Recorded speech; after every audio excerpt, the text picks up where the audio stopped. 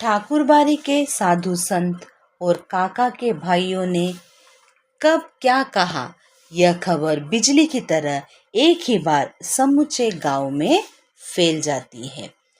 Whatever the saints of the temple or Kaka's brother say or do spreads throughout the village like lightning.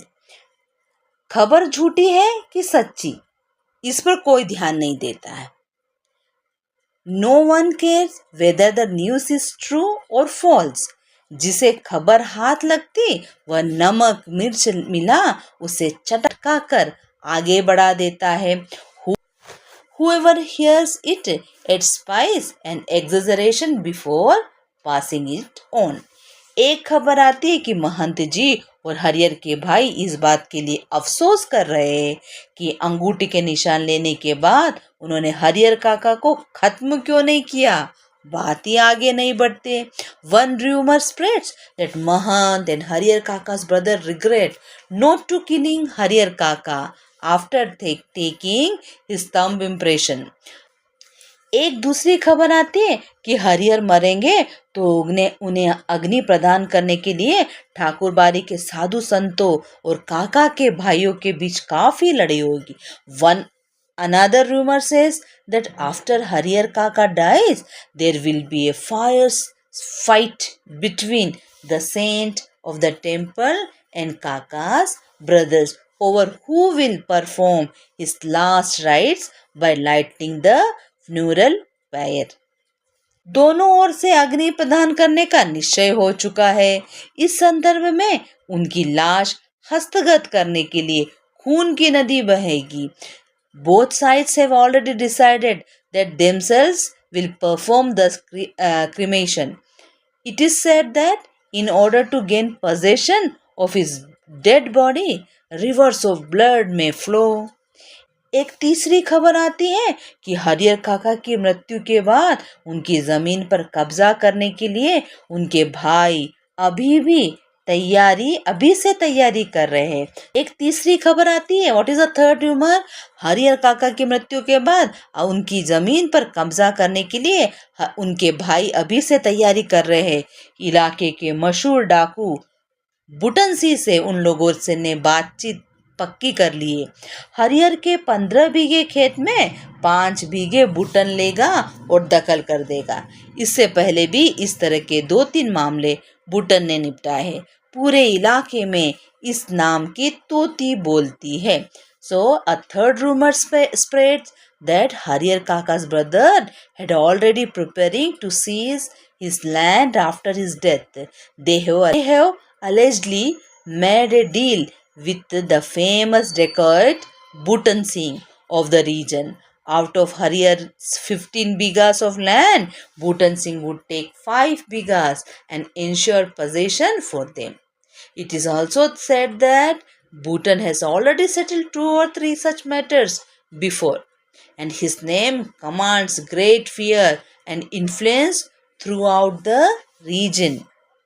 एक छोटी खबर आती है कि rumor says that the Mahant has decided that after Harihar Kaka's death, he will call saints and Naga as sadhus from every corner of the country. रहस्यात्मक और भयावनी खबरों से गांव का आकाश आच्छादित हो गया है। So the sky of the village has become covered with mysterious and frightening rumors. दिन प्रतिदिन आतंक का माहौल गहराता जा रहा है। So day by day the atmosphere of terror is deepening. सबके मन में यह बात है कि हरिहर कोई अमृत पीकर तो आए ही नहीं, एक ना एक दिन उन्हें मरना ही है। फिर एक भयंकर तूफान की चपेट में यह गांव आ जाएगा। उस वक्त क्या होगा कुछ नहीं कहा जा सकता। यह कोई छोटी लड़ाई नहीं, एक बड़ी लड़ाई है। जाने अनजाने पूरा गांव इसकी चपेट में आएगा ही। इसलिए लोगों के अंदर भय भी है और प्रतीक्षा भी, एक ऐसी प्रतीक्षा जिसे जुटलाकर भी उसके आगमन को टाला नहीं जा सकता। So रहस्यात्मक और भयावनी खबरों से आकाश आच्छादित हो गया है. The sky of the village has become covered with mysterious and frightening rumor. Day by day, atmosphere of terror is deepening. Everyone knows that Harrier Kaka has not drunk the nectar or immortality. One day or another, he must die, and then a terrible storm will engulf the village. What will happen at that time? No one can say. This is not a small conflict, it's a great battle. Knowingly or unknowingly, the entire village be drawn into it. और हरियर काका वह तो बिल्कुल मौन हो अपनी जिंदगी के शेष दिन काट रहे.